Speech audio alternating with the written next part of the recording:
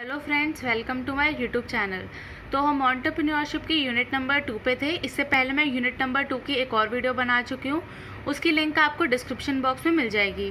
तो आज की इस वीडियो में हम बात करेंगे बिजनेस प्लानिंग प्रोसेस के बारे में।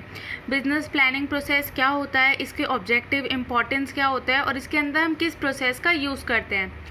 तो business planning process is a written document prepared by entrepreneur that describe all the relevant external and internal elements. Business plan हमारा एक रिटन डॉक्यूमेंट होता है। इसके अंदर एंटरप्रेन्योर अपनी सारी डिस्क्राइब करता है, सारी रेलिवेंट चीज़ों को, मतलब जो भी उसके एक्सटर्नल और इंटरनल एलिमेंट्स है, जो भी उसके बिजनेस में यूज़ होने वाली जितने भी एलिमेंट है वो उसको डिस्क्राइब करता है अपने उस डॉक्यूमेंट के अंदर।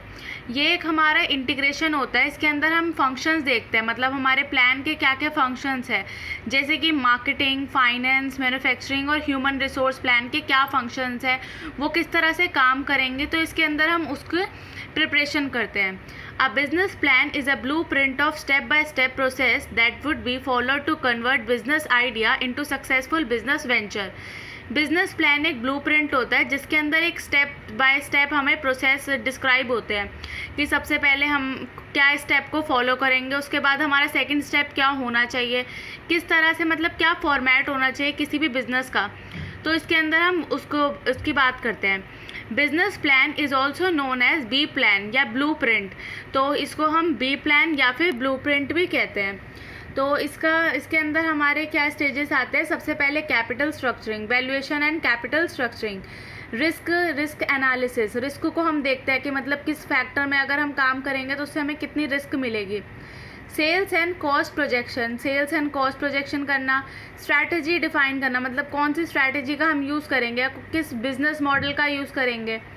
मार्केट के स्ट्रक्चर को देखना, मार्केट के बारे में रिसर्च करना, अपने कॉम्पिटिटर्स के बारे में रिसर्च करना कि वो कौन सी स्ट्रैटेजी का यूज़ कर रहे हैं। लास्ट में उसकी फिजिबिलिटी देखना कि वो कितने टाइम तक वो हमारे उसके अंदर काम कर पाएगी।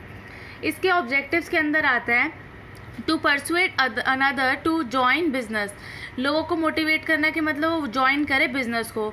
To give direction to the vision formulated by entrepreneur, direction देना, सही विजन प्रोवाइड करवाना एंटरप्रेन्योर को। To objectively evaluate the prospect of business, to seek loan from financial institution, to identify resources required for business, identify करना है कि क्या क्या resources हमें रिक्वायर्ड है अपने बिजनेस के लिए। To identify challenges in terms of opportunity and threat from external market. To identify actual strength of weakness of plan, मतलब अपॉर्चुनिटी, स्ट्रेंथ, थ्रेट और वीकनेस, ये चारों शॉर्ट एनालिसिस करना अपने बिजनेस की। तो ये थे इसके ऑब्जेक्टिव्स। अब इसकी बात करते हैं हम बिजनेस प्लान के प्रोसेस क्या होता है। तो इसके अंदर हमारा फर्स्ट स्टेज आता है आइडिया जनरेशन, मतलब हम जिस भी प्रोसेस के अंदर काम कर रहे हैं उसके बारे में सबसे पहले सही नॉलेज होना, उसके बारे में सही तरह से आइडिया होना। Second is environmental scanning, environment को स्कैन करना, मतलब एक्सटर्नल और इंटरनल दोनों फैक्टर पता होने चाहिए। थर्ड इज़ फिजिबिलिटी एनालिसिस, कि मतलब वो कितने टाइम तक चल पाएगा, कितना वो फिजिबल है। Fourth is project report analysis, अपने जो भी हमने रिपोर्ट बनाई है उसको एनालाइज करना। Last one is evaluation, control and review, जो भी हमने रिपोर्ट प्रिपेयर करी है उसको इवैल्यूएट करना, उसके ऊपर रिव्यू करना। So first one is idea generation. New product development start with idea generation, ये हमारा फर्स्ट प्रोसेस होता है जो कि स्टार्ट होता है आइडिया जनरेशन फेज से। The systematic research of new product, a company typically generate many ideas in order to find a few good ideas.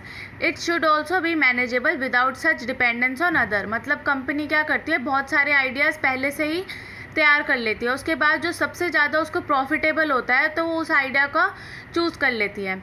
The idea stage suggestion for new product for all possible sources such as customer, competitor, R&D, distributor, supplier and companies employees. तो इसके अंदर इन सब चीज़ों के suggestion को लेना और उसके बाद अपने आइडिया को जनरेट करना।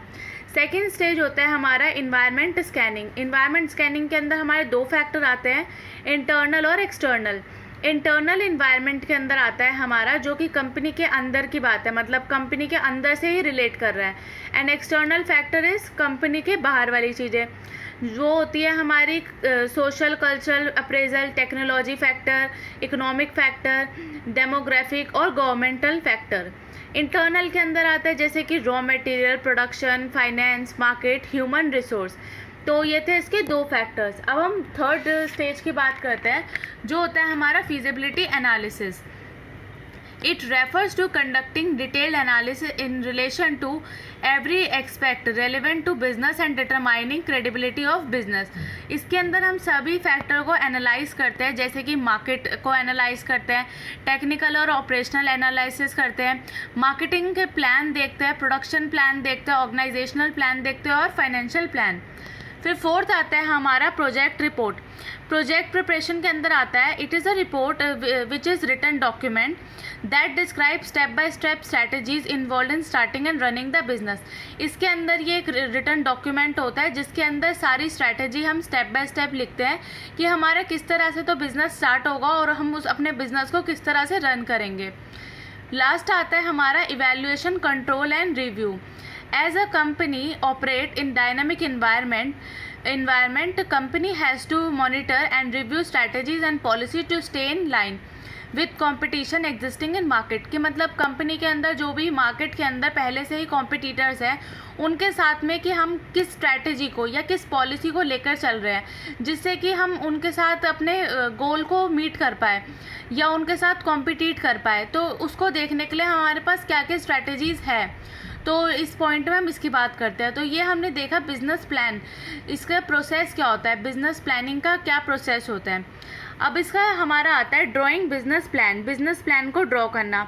The business plan could take more than 200 hours to prepare depending upon the knowledge and experience of the entrepreneur as well as the purpose it is intended to serve. मतलब ये depend करता है कि मतलब हमारी knowledge या हमारा experience कितना है एंटरप्रेन्योर के पास, या फिर हमारा पर्पस क्या है कि हम क्यों उस प्लान को ड्रॉ कर रहे हैं, क्या मोटिव है उसके पीछे। तो उस वजह से हम उतना टाइम लेते हैं अपने किसी भी बिजनेस प्लान को ड्रॉ करने के लिए। द आउटलाइन मतलब इसे क्या क्या मेन पॉइंट होता है जो इसके अंदर इंक्लूड होने ही चाहिए। Introductory page, executive summary, environment and operational plan, description plan, production plan और operational plan, marketing plan, organisational plan, assessment of risk and last आता है हमारा फाइनेंशियल प्लान। तो इसके अंदर हम इसके 9 पॉइंट है जिसको हम इसकी रिपोर्ट के अंदर लिखेंगे। तो इसका हम शॉर्ट फॉर्म है IEED PMOAF। तो IEED PMOAF। तो I से हो गया हमारा introductory, executive, environment and operational, description plan, फिर आता है production plan, marketing plan, organisational plan, assessment of risk and last one is financial plan. तो आज की इस वीडियो में हमने बात करी drawing business plan. Business plan क्या होता है, इसके क्या ऑब्जेक्टिव होते हैं और इसका क्या प्रोसेस होता है। तो आज की वीडियो में बस इतना ही, और अगर आपको मेरी वीडियो पसंद आई हो तो प्लीज़ लाइक करें और मेरे चैनल को सब्सक्राइब करें। और आपको इन नोट्स की PDF फॉर्म आपको डिस्क्रिप्शन बॉक्स में मिल जाएगी और मेरी प्रीवियस वीडियो की लिंक भी आपको डिस्क्रिप्शन बॉक्स में मिल जाएगी। Thank you.